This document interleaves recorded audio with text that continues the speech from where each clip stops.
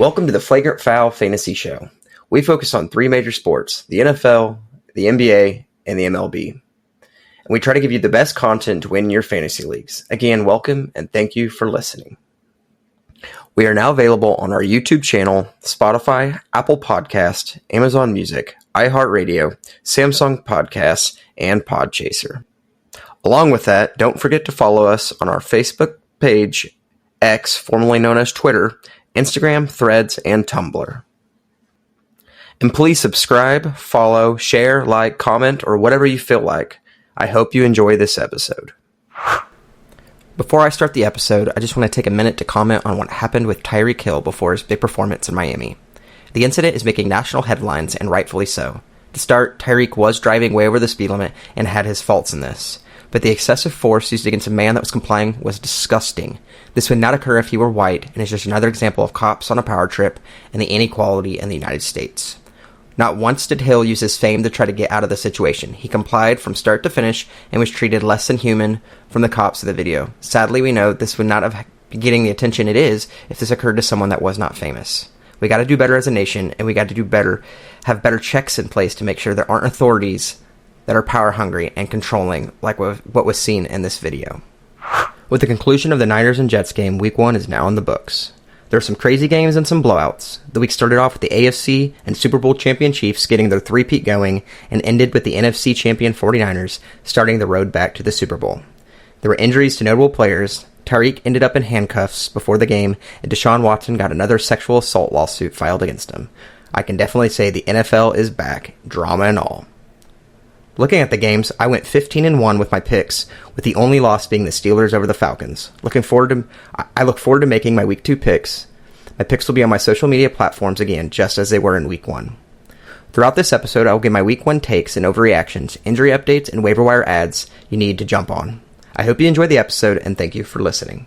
We're going to jump right into my Week 1 takes, a majority of which are overreactions. I will look at each team and give a thought or two on how I feel moving on to Week 2 and forward. These thoughts are in no way how I feel as a podcaster and a fantasy analyst, but purely as an NFL fan. I'm going to start with the NFL champion Chiefs. The Chiefs look damn good. They're going to the Super Bowl again, and they're going to be the first three-peat in NFL history. That's all I got to say on them. The Ravens' best skill players were their backups. Justice Hill and Isaiah Likely both showed up the old guys. Move over Derrick Henry and Mark Andrews. The old guard is out, and the new guard is in. The best player on the Eagles, and maybe in the NFL this season, is going to be Saquon Barkley. He showed that all that was holding them back was the dumpster fire New York Giants. The Packers are doomed as long as Love is out. They won't win a game until he returns. Going to be hard to make the playoffs when you're going to lose 3 to 6 games over the next month and a half. The Vikings can have a Minneapolis Miracle season with Sam Darnold being the new Case Keenum. He looked the best he's been in his NFL career. And this next one is not an overreaction. But the Giants are the same dumpster fire they've been for years. If you're a Giants fan, you better sit back and watch the team implode and hope that the GM gets let go at some point. Hard Knocks showed that he did nothing to help the team this season and let Saquon walk. The Saints looked good. They were my pick to possibly take the division over the Bucs, and Derek Carr might be an elite quarterback again. He told J.C. Horn about his 3 tutters he got multiple times. The Panthers showed nothing good. They honestly might have looked better last year with Frank Reich than they did with Dave Canales in Week 1. They will be battling it out with the Giants for the number 1 overall pick next year. The Dolphins came ready to play, and even more, Tyreek looked like an angry, pissed-off man after what occurred during his traffic incident. The league better watch out if this is how he's going to play each and every game. And Jalen Waddle could be just good if he could stay healthy. It seems like the guy goes out every game with some sort of minor or major injury. And the only thing to know for the Jaguars is that Brian Thomas Jr. is the dude in Jacksonville. I was hyping the guy up all draft season, and he showed up with his elite speed and athleticism that reminded me just of DK Metcalf, like I've said. He has a few things he needs to clean up as he's still a little raw, but if he's going to be the new number 1 for years, so Christian Kirk needs to move on over. The Texans often look like the best offense in the NFL this week, but the defense didn't play well at all. If they can't figure things out on the defensive side, they might not make it to the playoffs with the schedule they have this year, as the Colts and Jaguars are ready to contend with them and have much easier schedules on their plate. The Colts showed us that they probably have the best fantasy quarterback in the league, but in real life, the dude is far from elite. Just because he can run guys over and he can throw a ball 60 yards with no effort doesn't mean he's the guy in Indy yet. He has a lot to work on, so if the Colts want to take the division, Anthony Richardson's going to have to take a few steps forward. The Patriots were my upset pick of the week. If you follow me on social media, I knew that a lot of people don't give their offense the credit it deserves, but it is not as bad as everyone thinks, and the defense played like it always does, tough and in the trenches. The secondary wasn't half bad either. Look for them to get other upset games this year as an underdog team in the NFL. The Gerard Mayo era is starting strong. The Bengals showed me everything that I worried about during the preseason. All reports said that Joe Burrow is still not 100%, and that he couldn't throw a ball more than 2 to 3 days in a row without feeling pain.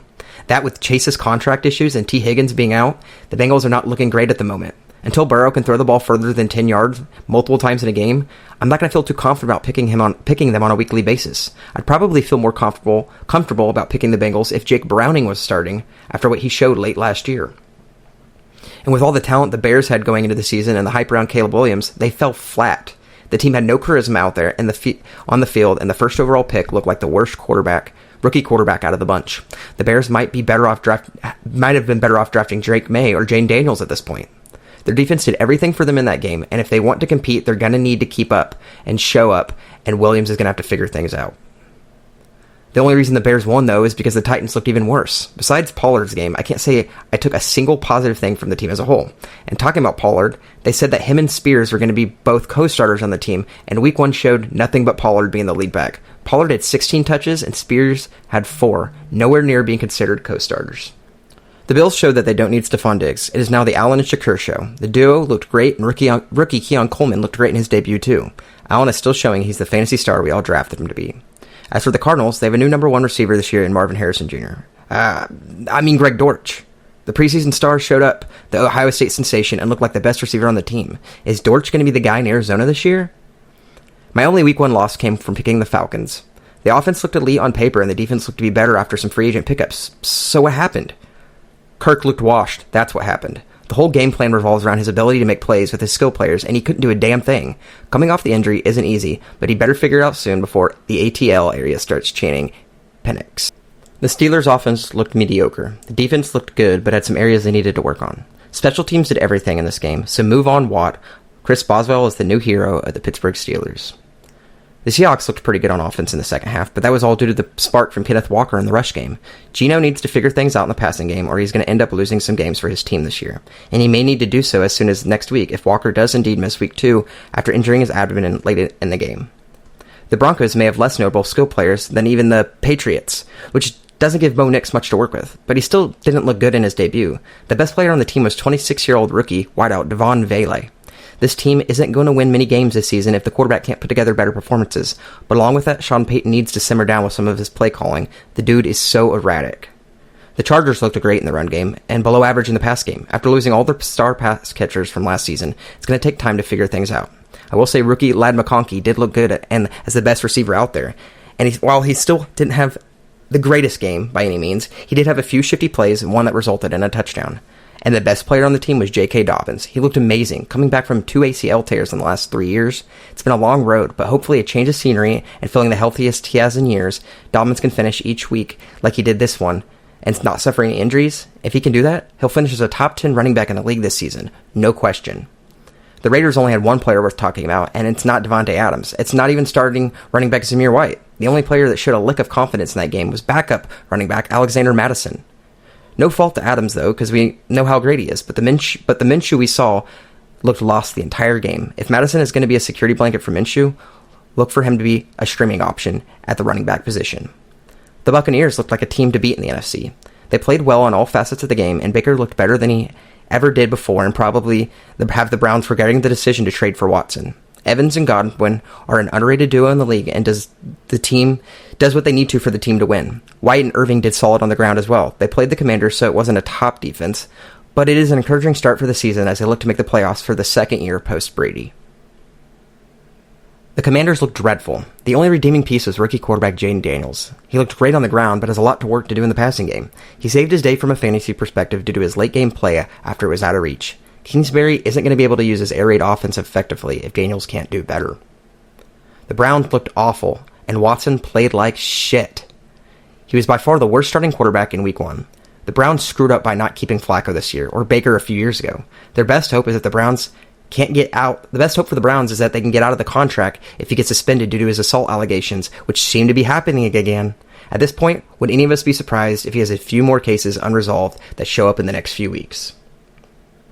The Cowboys signed Dak Prescott to an extension right before the game, giving the fans some insight into the future of the team past this year. With that being said, we all know what it's going to be looking like moving forward. They're going to play great during the regular season with an early round playoff exit to the 49ers. The Rams looked good week 1, but got a tough break with losing Puka. Hopefully Kupp can stay healthy, which is easier said than done with his history. They have the talent to make the playoffs. I think it will come down to health in the end, and things aren't starting off great. On a positive note, Kupp did look like his old Triple Crown self. The Lions' star player for the first week was Jameson Williams. We have been waiting to see if the former first-round pick would ever amount to anything, and he finally showed the NFL and the Lions fanbase what they got in him. He was electric and didn't mind getting chirpy with the Rams' defense, which we love to see. Hopefully he can keep this moving forward with those that invested in him, though it will lower St. Brown and Laporta's outlooks a little bit if it does show that he is as great as he did in Week 1. Many thought the Niners would be losing in Week 1 due to their Super Bowl hangover loss, CMC's health, and the unresolved contracts of Ayuk and Williams. Well, that just wasn't the case. I had them winning, but you can't blame me. They have so much talent on their team. Even with CMC out, Jordan Mason stepped in and put on a banger out of the backfield, and alongside Debo and Ayuk, Jennings came to play too. They are the team to beat in the NFC again this year. And finally, the Jets looked good, all but their starting quarterback. Rodgers looked quite rusty at times, but still showed some great throws and command of the offense. I expect him to get back on track next week with an easier opponent. And the other thing is, Allen Lazard, is he going to be the number 2 this year? Why'd they get Mike Williams and not use him? Lazard looked good as a deep threat for Rodgers, and he could pair nicely with Williams on the outside and Garrett Wilson in the slot, but I still don't understand why they traded for him or signed him if they weren't going to use him. Now we're going to talk about injuries. There was quite a few injuries that occurred over the weekend, all of which were knee injuries besides one. Some have bigger impacts than others for their teams and fantasy owners. The most notable injury was to Puka Nacua. Puka was placed on the IR due to a knee injury that he got against the Lions. He was already dealing with a knee injury throughout preseason, so re-aggravating it is not good news. This is a dagger to many who drafted him in the earlier rounds this year after a breakout rookie season with the Rams in 2023. While Nacua is out, look at Cooper Kupp to get most of the looks, with some Kyren Williams and Demarcus Robinson sprinkled in here and there. Jordan Love ended up going down in Brazil with only 6 seconds left in the game. The Packers ended up losing more than just the game as Love injured his MCL on his left knee and will be out for 3 to 6 weeks. This impacts not only Love's owners, but the whole team. Malik Willis has barely been with the team to build chemistry and hasn't shown much success in the NFL. This should bring all pass catchers' fantasy outlooks down until Love is able to return. And at the same time, those who have Josh Jacobs could be in for more carries and potentially bigger games with softer defenses than Philly on the horizon. Look for Jacobs to carry a lot of the offense until Jordan Love is able to return. The Cowboys starting tight end, Jake Ferguson, went down with a bone bruise and a sprained MCL in his win against the Browns. He's expected to miss some time, but not much. The Cowboys said he could even be back and ready by week 2. But that seems like a little bit of a reach to me. Look for him to be back by week 3. If you have him as your starter, you may need to use a backup this week or find one on the waiver wire. The other tight end in the Cowboys and Browns game was David Njoku of the Browns. He went down with his own injury. Njoku is believed to have suffered a high ankle sprain and most likely is going to be out for several weeks.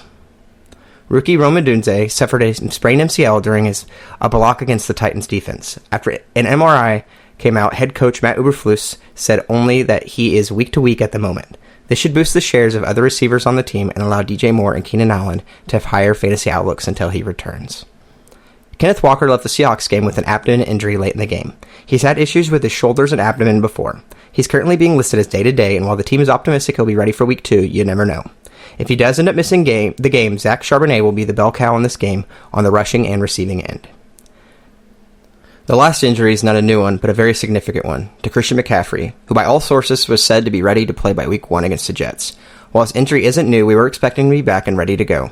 A last-minute update told us that he was going to be out and is still dealing with the calf and Achilles injury that plagued him through the preseason. Hopefully this is just more precautionary, but if things don't get better, look for backup Jordan Mason to get going again after a great performance against New York. And as long as CMC is out, Debo should get some more touches too.